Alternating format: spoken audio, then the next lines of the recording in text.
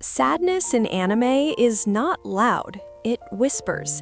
It hides behind quiet eyes and forced smiles. Anime sadness feels personal, like it knows you. That's why it stays after the episode ends, because anime doesn't rush pain, it lets sadness breathe. And in that silence, we see ourselves. This is the psychology behind anime sadness. Not drama, but truth. Let's understand what they feel. Loneliness in anime hurts more in crowds because no one notices the quiet ones. They laugh, so no one asks questions. Anime shows loneliness without dialogue. The silence becomes heavy. Lonely characters observe life, not live it. They feel invisible, and invisibility feels safer than rejection. Anime understands social isolation deeply because loneliness is emotional neglect. No one hurt them, and that's the pain. Nothing happened, yet everything feels wrong. Anime sadness lives in these moments we relate to, because we've been there. Loneliness changes posture. Even breathing feels heavy. Anime lets us sit with that feeling. No solution, just honesty. That's why it hurts, and why it feels real. Loneliness isn't weakness, it's unmet connection. Anime captures that perfectly, and it stays with us. But loneliness is only the beginning. Anime grief doesn't scream, it lingers. Loss rewrites identity. They are never the same.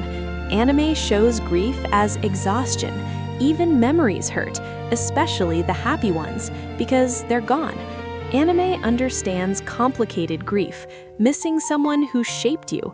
Grief isn't linear. Some days feel normal. Then it hits again, without warning.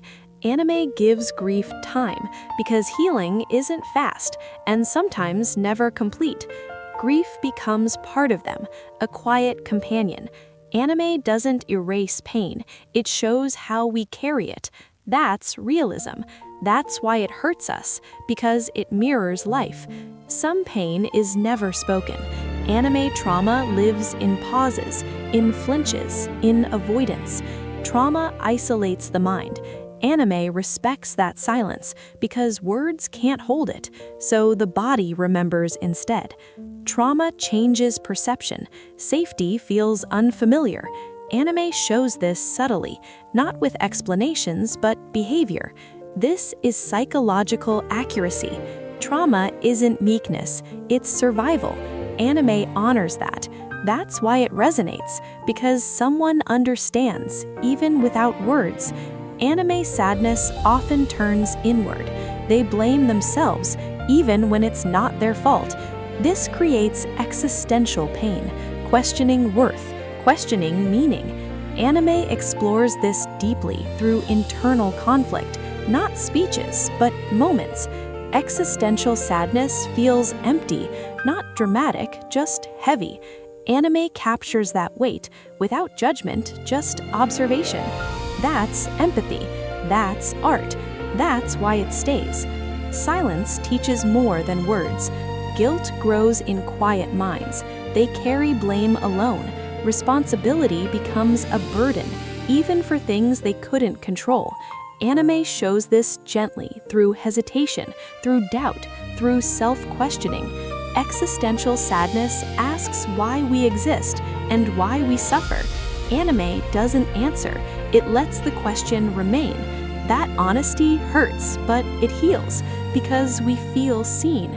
Pain becomes shared, sadness becomes connection, and connection becomes hope. Anime sadness isn't pointless. It teaches empathy. It slows us down. It makes us listen to ourselves, to others, to silence. Healing doesn't erase pain. It changes how we carry it.